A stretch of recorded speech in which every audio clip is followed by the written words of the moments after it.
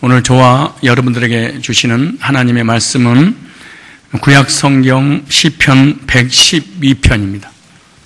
시편 112편 1절부터 3절까지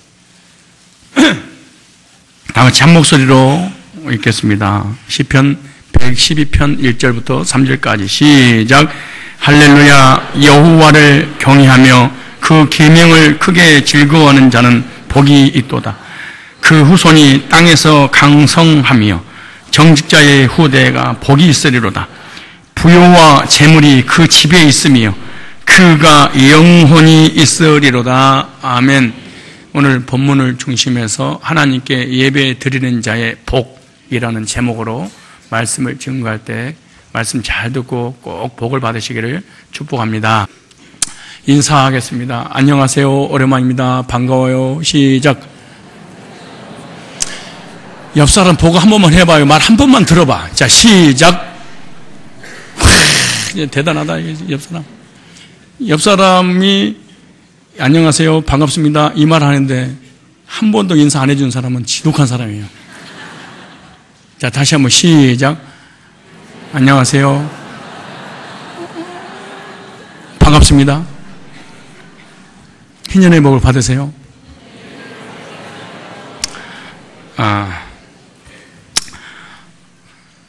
사람들만 만나면 인사를 합니다.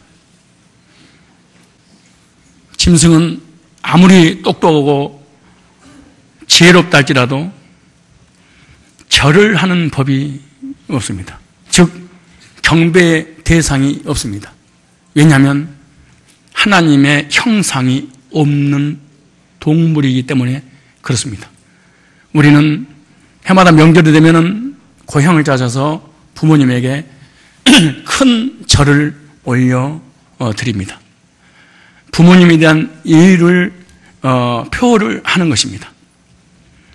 마찬가지로 우리들도 영원하시고 영존하시고 자존하신 전능하신 창조주 하나님, 생사 화복을 주관하시는 하나님께 예배 드리는 존재로 지음받았고, 그런 존재기에 오늘 주일날 주님 앞에 나와서 예배를 드리고 있는 줄로 믿습니다.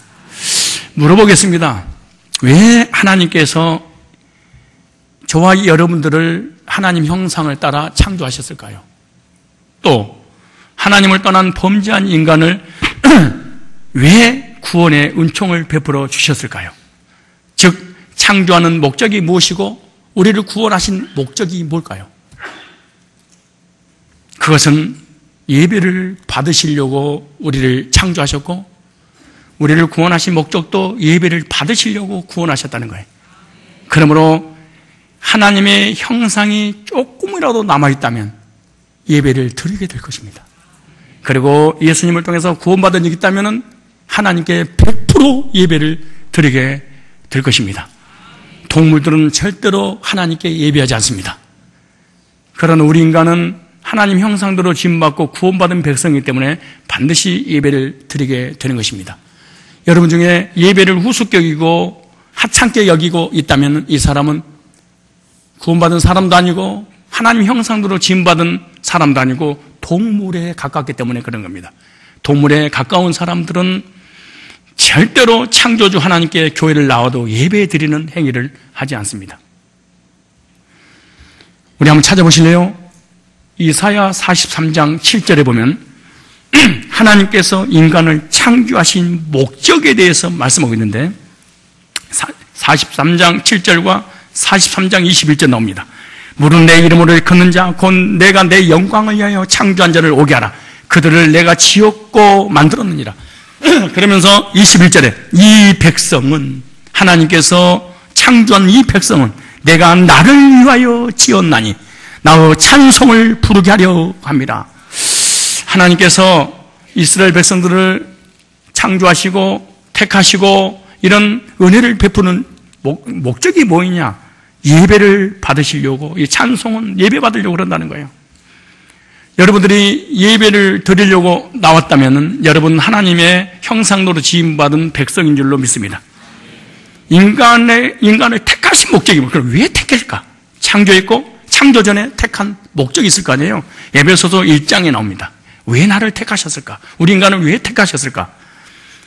자, 에베소 1장 4절에 곧 창세전에 그리스도 안에서 우리를 택하사. 언제 택했어요? 창세전에. 이 우주 만물이 있기도 전에 만세전에 를 택했어. 그럼 나를 사랑하셨어. 그리고 그 앞에 거룩고 흠없게 하시려고 그 기쁘신 뜻대로 우리를 예정하사 예수 그리스도로 말미암아 자기의 아들들이 되게 하셨어. 창세전에 만세전에 하나님의 아들로 택해놓고 하나님을 떠나서 죄가 들어오니까 저주를 받게 되고 영혼이 멸망받아야 되는데 하나님의 아들 예수님을 보내주시고 예수님의 거룩하신 보혈로 죄 씻음 받고 성령을 인쳐서 거듭나서 다시 하나님의 형상을 하나님의 백성 회복시켰어. 왜 그러냐? 예배 받으려고 그랬다는 거야. 자, 보세요. 에베소서 1장을 찾아보세요. 에베소서 1장. 자, 보세요. 그러니까 예배 시간에 교회 나와도 아무나 예배 드리는 게 아니에요. 참 신기한 거예요. 예배는 아무나 드려지는 것이 아니라 택함 받은 백성, 예정된 백성, 구원받은 백성에게만 예배가 되는 거예요. 자, 볼까요? 보세요. 에베소서 2장 1절부터 제가 한번 다시 읽으면은 이제 12절, 14절 이해를 해요. 보세요. 2장 1절에 우리의 구원받기 전의 상태를 이렇게 말합니다. 너의 허물과 죄로 죽었다 그랬어요. 우리의 몸속에 영, 혼, 육이 있습니다. 영은 하나님과 소통하는 것입니다. 혼은 히로에라과 소통하는 것입니다. 육은 음식과 소통하는 것입니다. 그래서 육신의 양식은 음식입니다. 그런데 혼의 양식은 지식들입니다. 영의 양식은 하나님의 말씀이에요. 그래서 영혼은 하나님과 소통하도록 됐어요. 그런데 하나님을 떠나서 범죄한 우리 인간은 허물과 죄로 영이 죽어버렸어요. 죽어버리니까 우리 인간 속에는 두 가지만 있는 거예요. 하나는 혼, 하나는 육, 하나는 고깃덩어리, 하나는 열심히 공부해서 세상에 성공하고 싶은, 하나는 오감, 또 하나는 희로애락. 딱 두 가지밖에 없는 거예요. 우리 인간 속에. 영은 죽어버린 거예요. 근데 보세요. 뭐라 그러는가? 죽었던 너희를, 이런 존재인데 하나님의 강력한 능력으로 살리셨도다 그랬어요. 그 살아난 사람은 예배드리는데 보세요. 그때 살아나기 전에, 구원받기 전에 너희가 그 가운데 생하여 이 세상 풍속을 쫓고, 이 말은 세상 문화를 쫓고, 그래서 구원받지 못한, 거듭나지 못한 사람은 영이 죽어버려가지고 세상을 위해서만 살아가. 보세요. 이 세상 풍속을 쫓고 공중의 권세 잡은 자를 따랐으니 곧 지금 불순이 아들들과 온다는 역사는 영이다. 네. 근데 여러분이 공부를 많이 하고 돈을 많이 벌어서 똑똑하고 잘난 줄 아는데 그렇지 않아요. 나의 영혼을 누군가가 끌고 다니고 있는데 지 잘난 말이 사는 거야. 이게 무서운 거예요. 이런 말이 있잖아요. 무식한 사람이 잘못된 것을 깨닫고 거기에 대해 열정을 갖게 되면 이건 죄가 되는 거예요.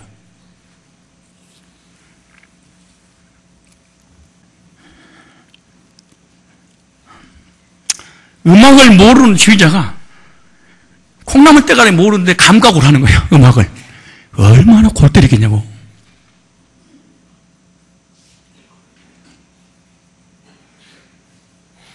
진리를 모르는 사람이 똑똑해서 지식을 깨닫고 거기에 열정을 가지면 사람을 다 죽여버려요.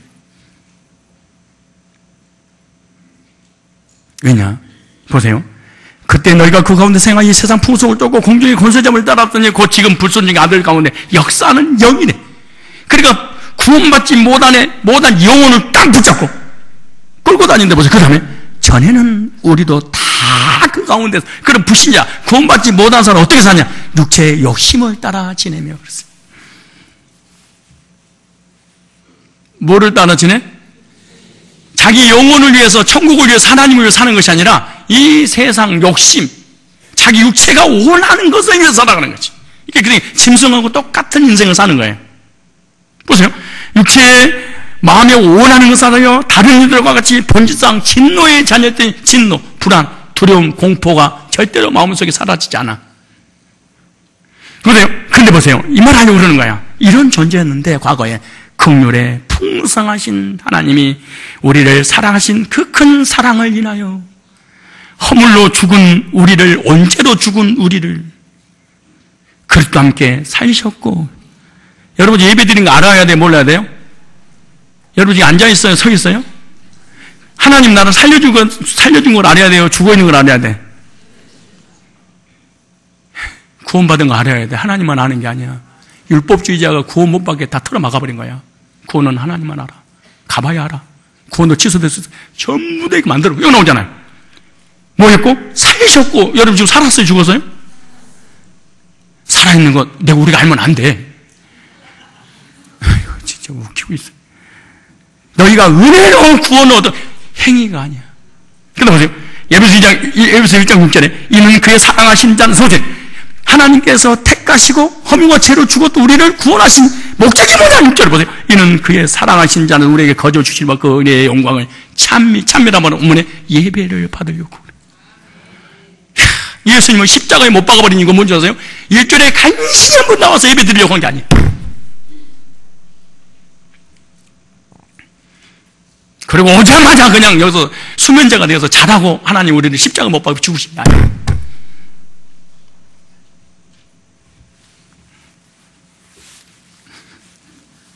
자, 먼저 6절에 이는 그의 사랑하신 자는 우리에게 거저 주시지만 그 은혜 하나님께서 베풀어 주신 은혜가 얼마나 큰지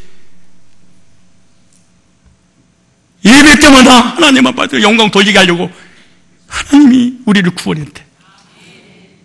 근데 보세요. 그럼 누가 찬미를 드리느냐? 7절 보세요. 우리가 그리스도 안에서 그의 은혜의 풍성을 따라 그의 피로 말미암아 구속고 죄사함을 받을 것이 아니고 죄사함을 구원받은 사람만 예배 드리는구나 이게.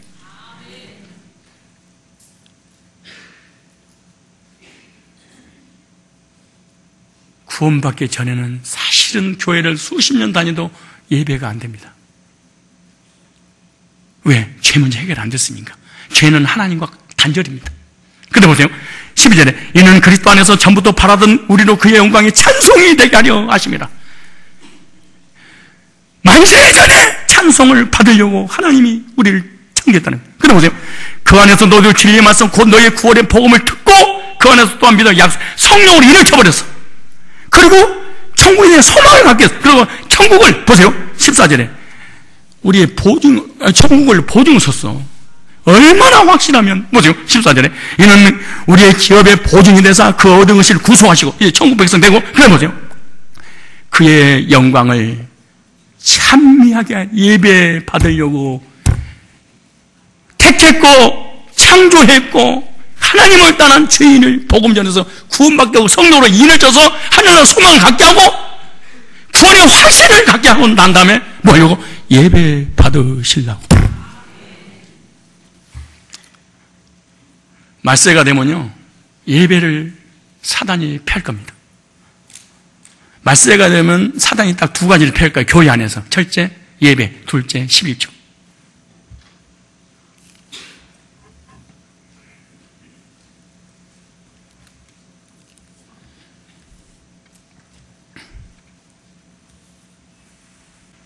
내가 11조 인터넷 떠들고 책에 돌아다니잖아요. 책, 인터넷. 목사들, 교인들. 바보. 무슨 말이냐면 나한테 좀 찾아와. 학자도 괜찮아. 이 지구상에서 가장 똑똑한 IQ 제일 좋은 사람이 역사적으로, 교리적으로, 학문적으로, 성경적으로 나한테 와가지고 11조 뺐습니다. 한 구절만 가면 내가 목회 안 할게. 가져와봐. 뒤통수 치지 말고 인터넷에서 장난치지 말고 나한테 가져와. 그럼 내가 진짜 목사 다 그만두고 이 교회 남한테 지나가는 걔한테 주고 내가 선교사로 떠날게. 아 진짜야. 가져와. 사기꾼들이에요. 전부 다 돈에 욕심이 미쳐있는 사람들이 아까워서 안 내는 거야. 그래서 내가 침신대 교수, 통신대 교수, 전국의 이단 상담 소장들 여기다가 저번 설교 11조가 폐지됐는가 인터넷 책자 목회자들이 만발하는 그런 교리를 정리했습니다. 그리고 성경적으로 역사적으로 교리적으로 판정했어요. 검증 좀 받고 싶습니다. 딱 보냈어요. 기자들할 때까지. 우리 한국교회 살려야 되겠습니다. 내가 한국교회 살려야 되겠습니다. 그랬더니 침시대 교수님 앞에 문자가 왔어. 와 11조 폐기론 이 이단들을 대체할 수 있는 이렇게 명쾌한 반증.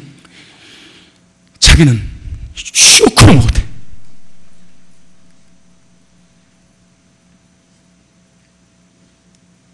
교회신학, 국민일보. 내가 설교는 안 하는데 다 준비가 됐습니다. 그리고 다음 주부터 그게 설교가 나갈 겁니다. CD치로. 11조가 폐지됐는가? 서론, 본론, 결론. 뭘 상대로? 이단을 상대로. 어떤 이단? 11조 폐지를 이제. 그래서 한국에 정말로 이단을 대체하고 기독교를 바로 세워야 되지. 왜냐? 11조를 첫 번째 물질에 욕심이 있기 때문에 이거 폐지시키면 사람이 유혹을 당해. 두 번째, 야, 바쁜 세상에 일주일 예배 하나 드리는 거, 예배를 폐해. 그럼 나중에는 교회가 자동으로 없어져. 사단이 11조는 아무것도 아니야. 교회 말살 정책 펴는 거야. 역사가 그랬어. 역사가 그랬어. 그리고 한 수 더 나가서 이런 신문에 막 보도될 거예요. 목사 투잡 뛰어라. 성도도 돈 버는데, 이거 서론에서 큰일 났네. 성도도 뭐 하는데, 돈 벌어서 헌금하면서 헌신하는데 목사는 왜 가만히 앉아서 처먹어? 목사도 투잡 뛰어 그래. 성경 어딨냐, 목사가 투잡 뛰라고. 고린도 교회, 고린도전서에 그러잖아요. 미친놈들.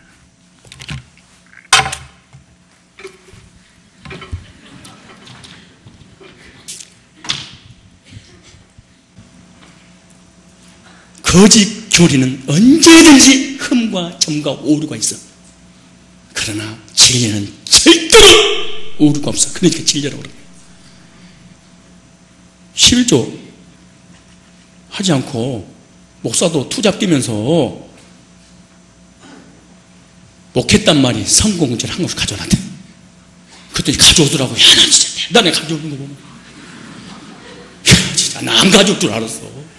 나한테 망신 당할까봐. 가져왔어. 어디를 가져왔냐? 있잖아. 사도 바울이 고린도 지역에 가서 천막장사 했잖아. 이거 가져올 줄 알았어. 무식하면 괜찮은 가만 안 쓰면 거기다 열정을 가져버리면 수천 명 수만 명이 교인을 죽여버린 거야. 아테네 아레오바고 언덕에서 철학자들과 논쟁을 합니다. 누가? 바울이 하나님 말씀을 전하는 것이 아니라 하나님 말씀을 전하기 위해서 철학적으로 논리적으로 정리를 해서 메시지를 전합니다. 근데 그렇게 논리적으로 전해서 사도 바울이 가지고, 사도 바울 철학 전공했으니까 철학이 그들의 성경적 철학이 세상적 철학을 이겨버렸어. 이겼으니까 헬라 사람들이 아르바고 그 언덕에 철학자들이 무릎을 꿇을 줄 알았어. 한 사람도 주님을 안 믿어. 그래서 16km 떨어지는, 16km 되냐? 고린도까지 아르바고에서 아무튼 그렇게 치더라도 한 20km, 뭐 30km, 한 50km라 그래. 떨어진 고린도로 왔어.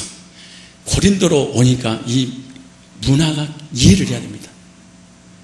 고린도 지역에 와서 보니까 고린도 사람들이 지식을 깨닫고 지식을 돈 주고 팔아. 이 말을 잘 이해를 해야 돼. 지식을 돈을 받고 뭐해? 팔아. 사도 바울이 여기서 기가 막힌 거예요. 내가 복음을 전해서 이 영혼이 뭐 받으면? 구원을 받고 11조를 뭐하면? 하게 받는다면 고린도 사람들이 하나의 지식, 철학으로 오해를 할 것 같은 거야. 문화를 이해해야 돼. 그래서 다른 데서는 헌금에 관한 얘기를 집까지 팔았다는 얘기를 해도, 악기적으로 드렸다 해도 거기서는 헌금에 관한 얘기를 안 하다가 나중에 구체적으로 해버려. 다시 얘기할게요. 지식을 철학자들이 팔고 사고 했다니까. 근데 복음을 전해서 구원받고 11조를 받으면 뭘 파는 것처럼? 지식을 파는 것처럼 되는 거야. 그래서 내가 천막을 치면서 내가 생계를 유지했지 않느냐?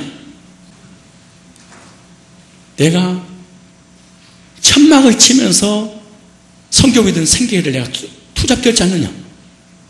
근데 이것이 당연한 줄 알아? 그러면서 그 답 뒷줄을 읽어봐봐. 일하는 소에게 마음을 씌우지 마라. 구약에 율법에도 기록하기를 그랬어.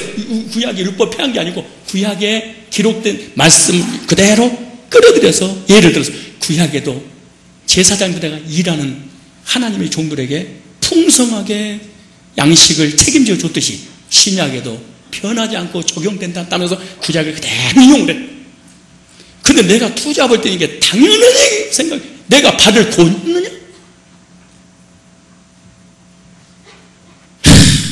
다시 무식한 사람이 열정을 가지면 큰일 듭니다.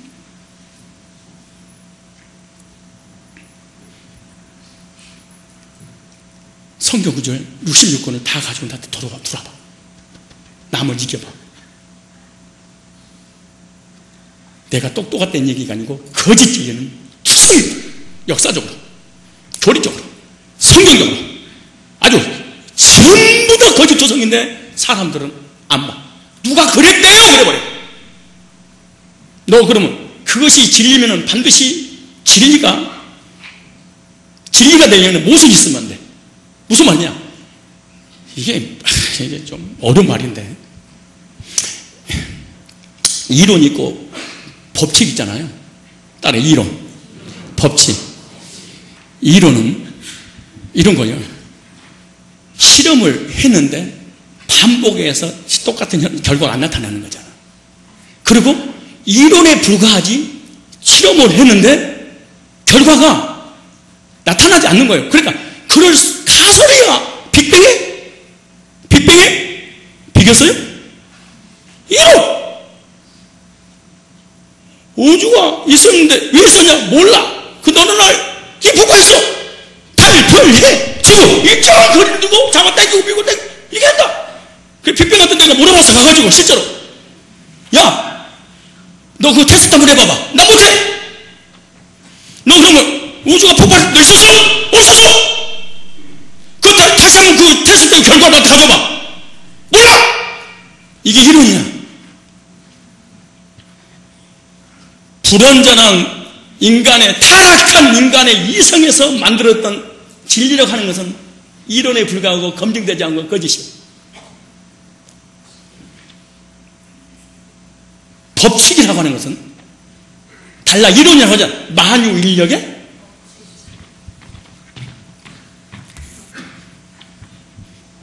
천번을 실험했는데 똑같이 결과가 나타나야 돼. 검증이 돼야 돼. 이게 법칙이라고 하는 거야. 근데 갑자기 이게 1000번 떨어지니까 이게 이리 가버려. 이건 이론이야.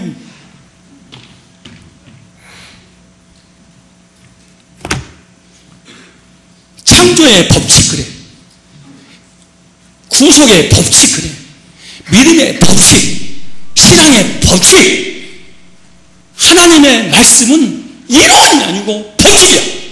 세계 1000번, 1000번 테스트해도 똑같은, 네가 테스트하고 내가 테스트, 역사 수천여 년한 역사가 지나가도 어떤 이 반박자가 이 진리를 반증을 해도 똑같아야 돼. 무슨 말이냐? 우리 인간의 법칙을, 하나님의 법칙을 이기고 불완전한 이성이 만든 이론은 다 문제가 있고 허점이 있습니다. 그런데 왜 이 허점에 빠지는 이유가 뭐냐? 이유가 있지. 대충 읽어서 그래. 앞뒤 문맥, 문화적 배경, 역사적인 걸 이해를 못하고, 옛날에 목사님들이 사기를 칠 때가 언제인 줄 알아요? 부자가 천국에 들어가는 것이 약대가 바느기로 들어가면 더 어렵다고. 그러니까 약대, 이거 있잖아요. 낙타? 바늘 귀가 있어. 바늘 있잖아요. 바늘에 실 하나 드면 힘들잖아요. 근데 그 낙타가 들어가는 것이 천국에 부자가 들어가는 것보다 더 쉽다는 거야. 그럼 부자는 천국에 간다는 거예요? 못 간다는 거예요? 예? 그럼 여러분, 자기 아파트, 현대 아파트, 택배가, 이 사람은 다 지옥 갈 사람이에요. 근데 옛날 사람보다 우리는 수천 배 잘 먹고 잘 살아. 옛날 사람 가장 부자가 지금 아파트 쫙 어디가 있어? 그럼 다 지옥 가게. 내가 예루살렘 역사를 보고 직접 갔더니 우리 서울에 가면 남대문, 동대문, 북대문 빼고 동대문, 남대문, 서대문 있잖아요. 3개 문이 있어. 큰 문이. 근데 3개 문만 있는 게 아니야. 시구문이라고 시체가 나가는 문이 또 있어. 그때 가장 좁은 문이야. 예루살렘에 가면 실제로 큰 문은 낙타고 그냥 사람이 다 지나가는 거야. 그런데 실제로 쪽문 같은 문이 하나 있어. 그거 갖다가 바늘귀라고 하는 문이야. 그 바늘귀라고 문은 겸손의 문이야. 농다리는 못 들어가. 말은 못 들어가. 짐을 가지고 못 들어가. 어떻게 들어가? 무릎을 꿇고 짐을 내려놓고 키 들어가야 돼. 그 문은. 우리 와이프가 키가 1m 70밖에 안, 참 미안한데요. 아무튼 70이 안 되잖아. 근데 우리 와이프도 거기 들어갈 때는 수굴해야 돼. 근데 말이 들어가? 그러니까 구원받지 못한 베드로 하는 말이 보세요.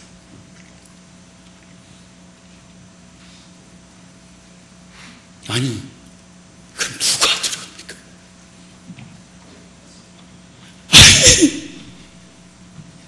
근데 합격 분명히 보면 어떤 부자 간원이 그러잖아요. 어떤 부자 간원이 잘못은 성경을 이거 하다가 내년에 할게요. 다시 오늘 이거 말씀이 저번하고 연결시켜야 되는지 어찌가 되는지 보세요.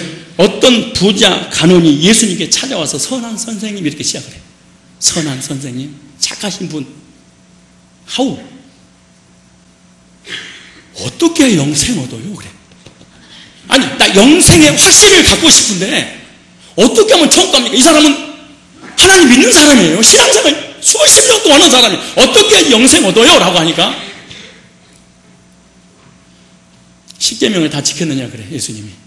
그러니까 기가 막히게 말씀하셨어요. 이 부자 간원이 내가 어렸을 때부터 지켰어요. 어떻게 지켜? 내가 엄마 뱃속에서 모태할 때부터 내가 주는 그리스도시요 살아계신 하나님의 아들입니다 고백하고 시키면 지키면 나왔습니다. 자, 질문을 보세요. 질문의 의도 보세요. 어떻게 해야 영생, 이 사람은 무슨 관심 있는 거예요? 영생, 지금 천국 가고 싶은 거야. 그러니까 천국 가려면 10계명을 지켜라 그러네? 근데 이 사람은 천국 갈 작정을 하고 어렸을 때 뭐 했대? 지켰대. 하나님 관계, 사람 관계 다 지켰대.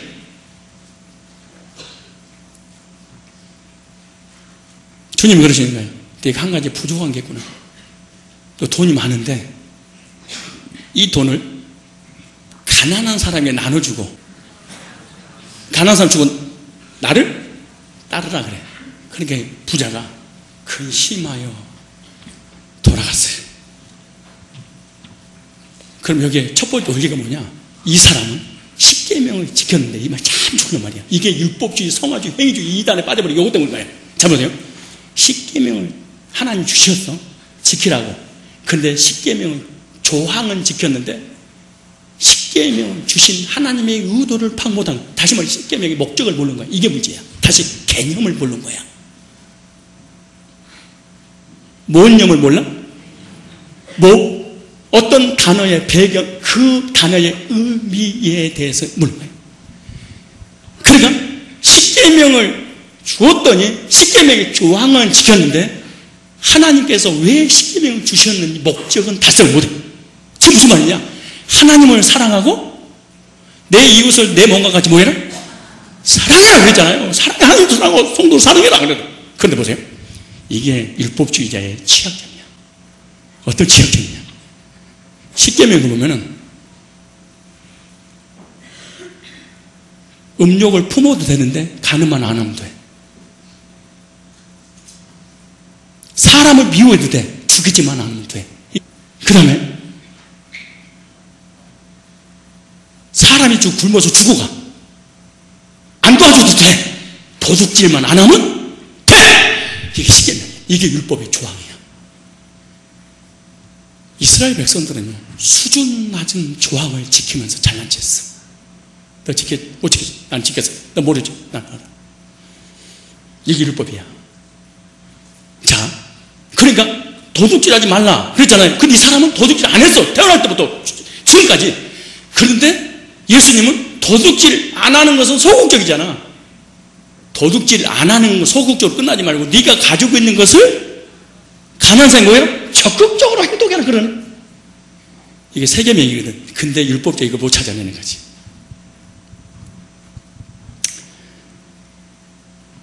십계명의 의도하는 하나님의 목적이 뭐냐? 이걸 못 찾는 거야. 그러니까 안식일을 율법을 철저히 지키는데 하나님의 의도는 몰라. 그래서 다 지옥보로 우리 하나님. 근심해서 돌아갔어? 돌아갔더니 그렇다고 내가 도와준 건 아니야. 돌아갔더니 베드로가 그 바톤을 이어받아. 언제 이어받냐? 예수님 말씀할 때 가는 뒷모습을 보고 옛 계명을 아는데 새 계명을 몰라. 그 새 계명을 싫다는 거야. 난 옛 계명을 끝나겠다. 무슨 소극적으로 하나님 믿어도 적극적인 액션을 취하고 싶지 않습니다. 찬양은 할 수 있는데 저 가난한 사람 도울 수 없습니다. 이거 갖다가 십계명 구약이라고 그러고 신약은 찬양 끝나고 난 다음에 가난한 사람을 도와줘야 돼. 이게 뭐예요? 새 계명이에요. 새 언약이에요. 모든 교인들이요 새 계명은 싫어요. 적극적으로 액션을 취해야 되니까. 소극적인 건 찬양만 하면 돼.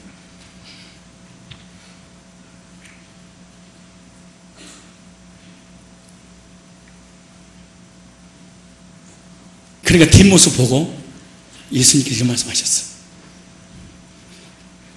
그러니까 떠나가는 뒷모습 보고, 여기 쳐보세요. 떠나가는 뒷모습을 보고 예수님이 그런 거야. 제자들 보고. 제자들이 예수님을 통해서 생명 걸어던 사람이잖아요. 그러니까 부자가 천국에 들어가는 것이 어찌 어려운지.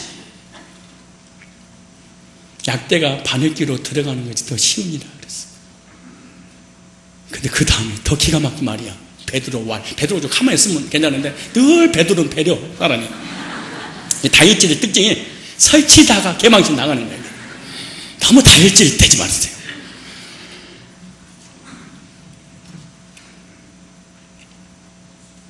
베드로가 이 말씀을 듣자마자 이래. 주님, 그럼 누가 천국 갔어? 누가 영생 얻었어요? 이 사람이 영생을 못 얻는다면 누가 얻어요? 나는 없겠죠. 그래. 왜? 내가 배와 그물을, 잘 보세요. 기가 막힌 표현입니다. 예수님께서 마태복음 4장 19절에 나를 따라 내가 너를 사람 넣는 어부가 되게 하리라. 근데 너는 이제 고기 잡는 사람이 아니고 이제 뭘 잡아? 사람을 잡아서 천국으로 인도할 복음 전도자가 될 것이다 그랬어요. 그래 나를 따르라 그랬더니요. 어떻게 따르냐? 이 그물과 배를 버려서 여기다 두고. 잘 들으세요. 이 말이 성경에 있어요. 그러니까 예수님이 메시아 아닐지 뭐 천국과 지옥이 없는지도 몰라. 그러니까 내 것대로 챙기고 믿음대로 갖고 혹시 지옥과 천국 없어 그러면 난 뭐야 이거. 예수님이 구세주고 아니면 이거는 나는 이거 부시자보다 더 얼마나 개참하겠어요. 그러니까 예수님을 되게 쫓아. 예수님 나를 따라 그랬더니 just a moment 버려서 주고. 기가 막힌 말이야. 이렇게 말이에요. 베드로 그물을 버려두고 주를 쫓아 싸우니 나는 영생을 끝내고 그래. 자, 중요한 말이야. 그럼 베드로도 이제 구원을 어떻게 생각할 줄 아세요? 내가 가지고 있는 뭔가 버리면은 하나님 나를 어떤 버리는 행위. 그랬으니 하나님 나를 구원시켜 주겠지 생각한 거야. 그러니까 예수님의 제자들도 완전히 거듭나기 전이야. 성령 받기 전에 사도행 2장에 오기 전에는 구원받은 사람이 한 사람도 없어. 기적능력 받잖아. 그 기적 본 거지 구원이 아니야. 예수님 죽으셨다는 소식을 다 떠나잖아요. 근데 주님이 하신 말씀이 그래.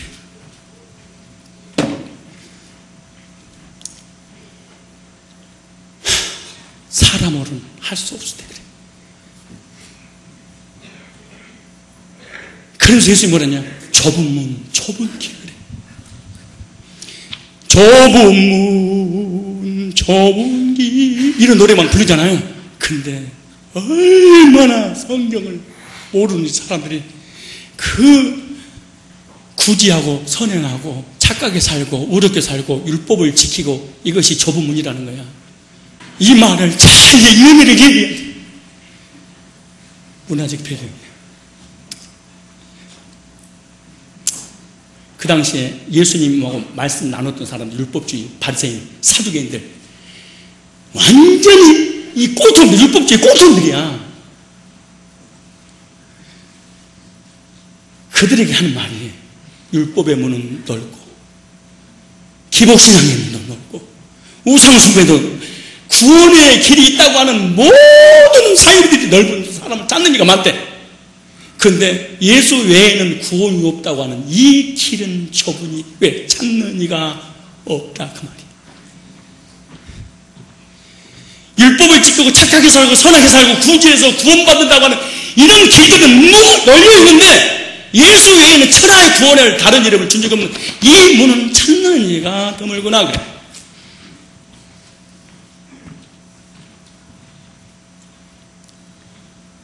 그 얘기지. 그때 성경을 참 반대로 해석하면서 얼마나 담대하게 설교를 해버리는지 전문가가 들으면 짜증나더라고.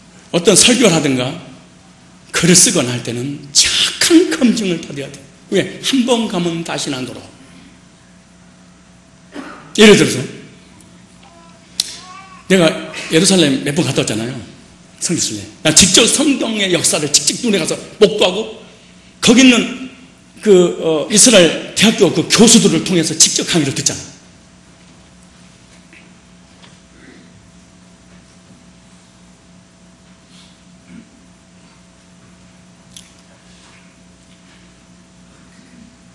예수님께서 제자들과 바리새인들 앞에서 어떤 어린아이를 안고 축복을 해요. 그죠? 그런 성경에 나오죠? 그런 사슴 말씀이 있어. 어린아이 같지 아니하면. 잘 들어보세요. 어린아이 같지 아니하면. 잘 들어보셔야 돼요.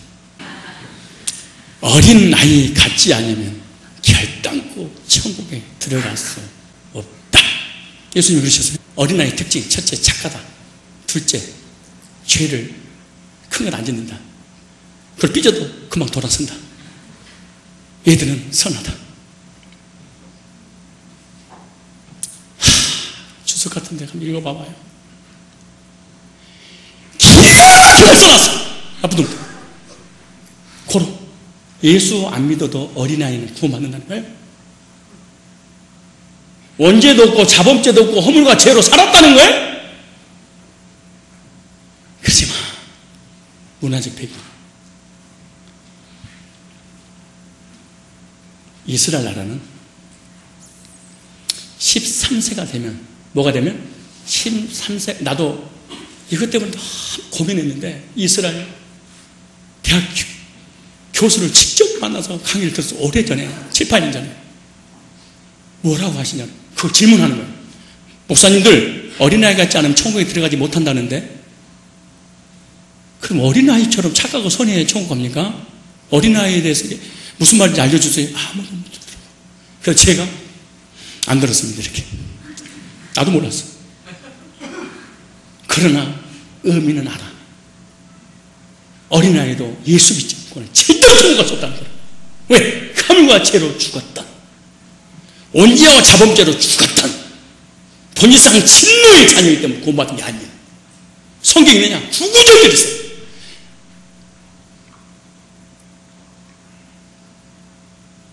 그러면 자 그분이 그 얘기하는 거예요. 이스라엘 문화는 13세가 되기 전에는 십계명이라든가 의식법에 행위를 하지 않는데 13세가 되면 성인식이 돼. 13세. 우리는 20세는 성인식이잖아요. 그 13세 때까지 율법이라든가 어떤 행위라든가 의식법을 제사법을 지키지 않아. 그리고 자기가 먹고 싶은 거 다 먹어. 근데 13세 성인시가 딱 되면 성인들처럼 똑같이 의식법, 율법, 행위를 다 해야 돼. 제사도 다 해야 돼. 그때 주님이 그 말씀하신 거예요. 얘가 율법을 지키더냐? 얘가 선하게 살더냐? 얘가 구제를 하더냐? 얘가 11조를 하더냐? 얘가 회개하더냐? 얘가 그러더냐? 그리고 부정한 것과 정한 것을 구분하더냐 얘기가? 너희들은 철저하게 구분하고 율법을 지키는 행위로 인해서 구원받으려고 해. 율법으로는 안 된다는 거야. 이걸 알려주려고 어린아이를 안으신 거야. 다시 모르는 데다가 모르는 지식을 가지고 그때 열정을 넣어버리면 무수히 사람을 지옥을 보내.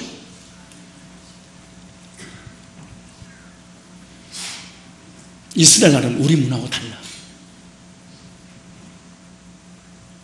2000년, 4000년, 7000년 갭이 있어. 이스라엘 상대로 성경을 기록했는데 일대 그 시간과 공간을 초월해서 다이렉트로 다 적용을 해. 이걸 이단이라고 그러는 거예요.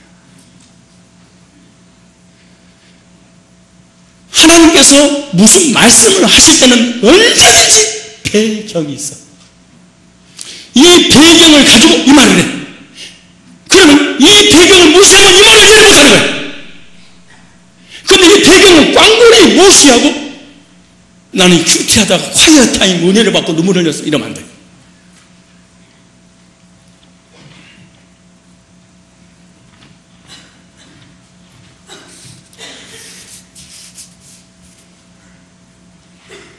무슨 얘기하려고 그랬죠?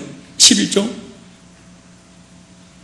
성경적으로, 역사적으로, 교리적으로, 교회사적으로 사도들과 속사들과 그 제자, 사도, 속사도, 제자의 제자들 어거스티까지 이렇게 쭉 내려오면서 쓴 책이 있어요.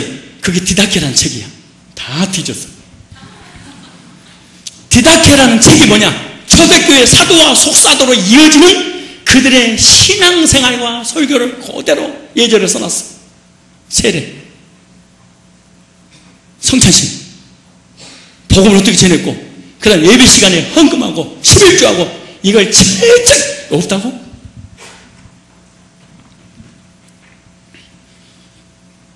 우리 교인들은 100% 11조합니다. 참 감사하게도. 어떻게 하냐? 70%는 자원에서 하고 30%는 하나님이 걷어가시고. 그러니까 100% 하는 거예요. 우리 교회 같은 교회는 없어요. 그래서 우리 교회를 상대로 11조 폐지론이 내가 세계 교회를 상대로 이 메시지를 전하는 거지.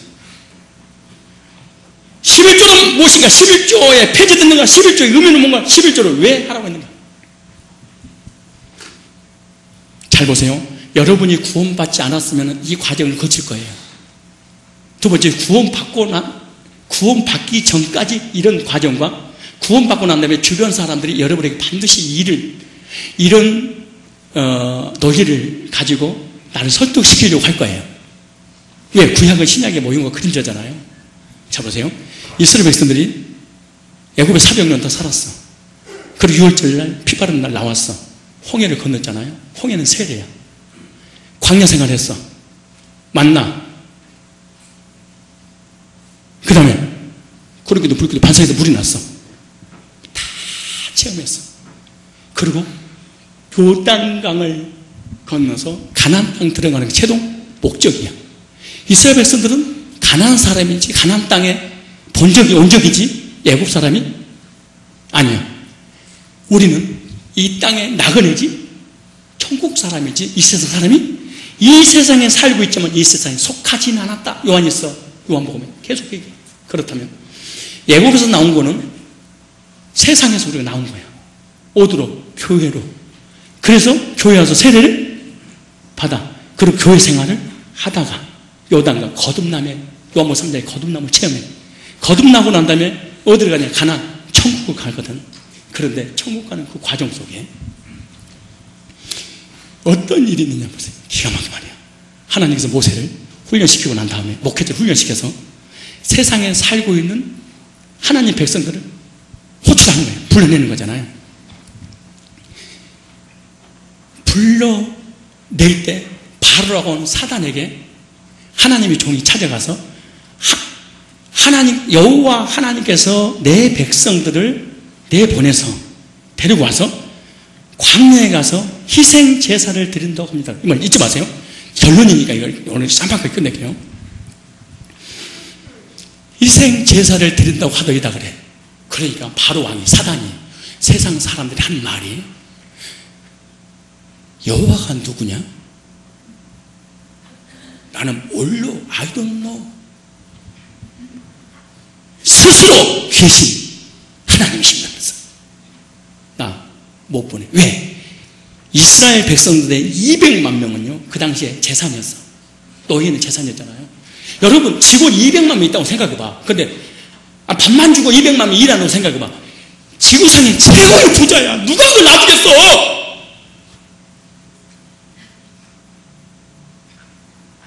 그러니까 모르니까 안 보내. 그러니까 하나님께서 제한을 내려 3단계로 나눠. 첫째 1지향부터 3지향까지는 누가 내리냐? 하나님께서 모세를 통해서 아론에게 내리게 해요. 왜 그랬을까? 다 알려드릴게요. 5계명부터 8계명 8지향은 하나님께서 모세에게 직접 내려 해서 지향을 내려. 하늘과 땅의 지향을. 맨 마지막에 10번째, 9가지하고 10번째 지향은 하나님이 직접 지향을 내려. 왜냐? 모세야 아론은 절대로 생명은 너에게 속하지 않는다. 생명은 나에게 속한다. 생명은 내가 직접 주관하니까 너는 심판만 해라. 생명은 너 건들면 안 돼. 그래서 마지막에 하나님 직접 심판해서 장제를 쳐. 그잖아요? 그런데 이것도 다음에 더 괴로워. 그런데 지향을 첫째, 둘째 지향을 내리니까 너무 두려워서 그들이 똑같은 짓거리를 해. 그래도 안 돼. 그래서 모세가 이기니까 그래. 너 광야에서 희생제사 예배 드린다고? 그래. 예배 드려. 자, 불신자가 교회 나간다고 그러면 반드시 이 과정을 통과해.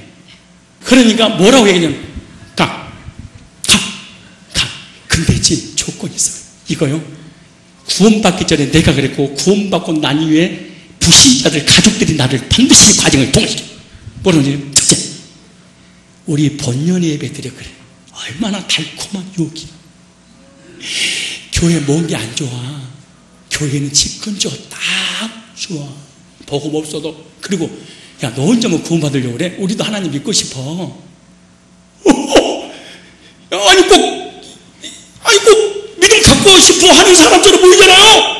그리고 무슨 가까운 교회에서 복음 없어도 교회는 똑같아. 우리 본연에 불신자도 은혜 받아야 될 거 아니야. 그러니까 옆에서 드려. 그래. 광야에서 교회 가서 드리지 말고 바울이 아니지. 바로 얘기를 했어. 뭐라고 하는지 아세요? 꼭 예수가 교회만 있냐? 하나님은 어디든지 계셔. 이거 바로 완전이야. 마귀가 불신자가 하는 말이야. 믿음이 모세보다 더 좋아. 아니 여러분요, 구원받지 못한 교인들 보세요. 기가 막힌 말합니다. 성경을 들여다보면서 하나님은 꼭 교회만 있는 게 아니야.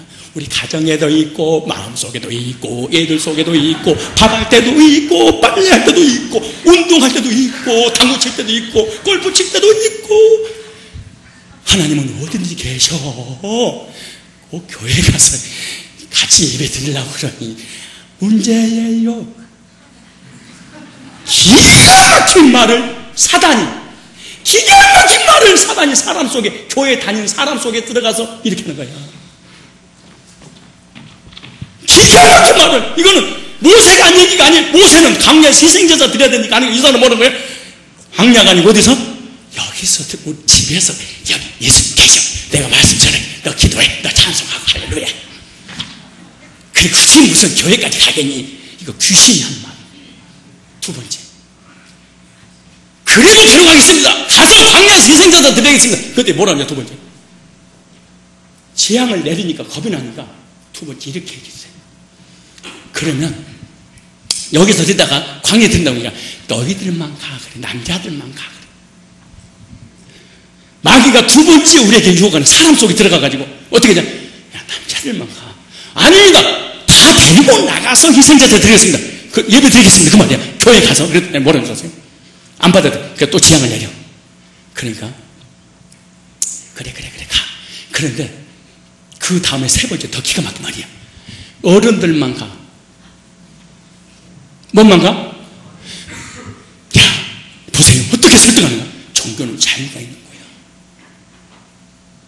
얘들까지 기독교로 그걸 세뇌시키는 거야. 인격도 있고 자유도 있고 종교의 선택의 권리가 있는데 너희들 너무하지 않니? 너무한다면 무엇해? 너희들이 믿는 하나님 참 웃긴다. 불교도 유교도 남녀호랑 깨교도 시천주도 이단주도 모든 종교는 구원이 있는 거지. 뭐 기독교만 구원이 있다고 그래. 얘들은 뭘 선택하든 다 드세요. 네. 이게 순서입니다. 절차야 이게. 우리하고 똑같아. 그 누구냐? 우리 교인들 중에 이런 애들 더 많아. 교회 다니는 사람. 그러니까 희생자를 강요해서 교회에서 드려야 되는. 그러니까 안 맞으면 또 제한 내려.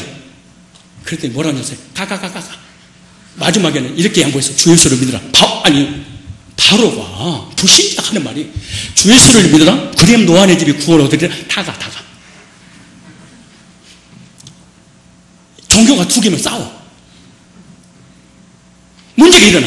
그러니까 전부 다 싸잡아서 광야에 가서 뭘? 예배 드리세요. 다 마지막 다섯 번째.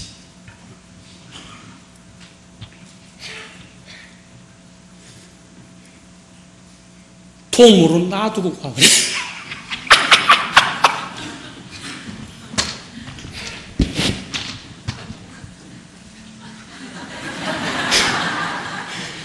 뭐는 놔두고 가? 주 예수를 믿으라. 그럼 뭐하는지 그거 다 해. 근데 희생제사들이 11조는 내지만 기가 막힌 말합니다. 교회 하나님이 돈 좋아하냐? 다른 거 다 해! 11조만 하지 말고 교회 다녀. 돈만 내지 않으면 종교는 기독교는 좋은 거야. 그래. 혹시 여러분 구원받기 전에 이러지 않았었고 구원받고 신앙생활하고 그러니까 주변 사람이 이렇게 5가지 단계를 거쳐서 우리를 무너뜨리잖아요. 에이 못 속여. 너희는 너희 아비 막에서 났으니 너희 아비 욕심을 너희도 행하고자 하느니라. 저는 처음부터 거짓말쟁이요 거짓의 아비가 되었습니다. 내가 진리를 말하면 너희 믿지 아니하는도다. 너희가 아버지 하나님께 속했다면 나를 믿을 것이다. 하나님께 속하지 아니했기 때문에 나를 믿지 않을 것이다.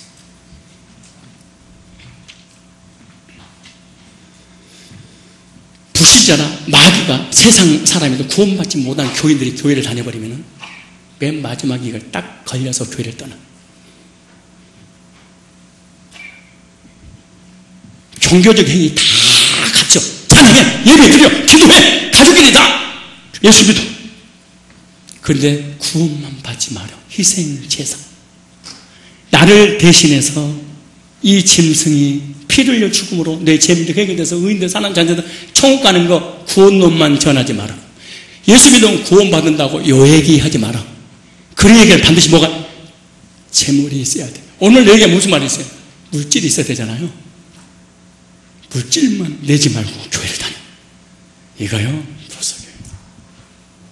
성경. 보석. 각본 없는 말씀을 해서 미안한데요.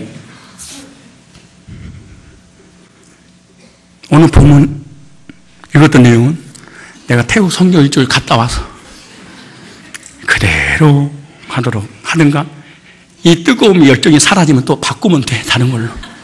또 몇 년 지나서 생각나면 하기로 하고 진리 안에서 승리하시고 거짓된 진리 미혹되지 마시고 하나님과 나 사이에 무엇이 장애물이 걸림돌이 됐는가 생각하고 하나님의 주권을 인정하는 하나님 사람들이 되시기를 주님의 이름으로 축원합니다.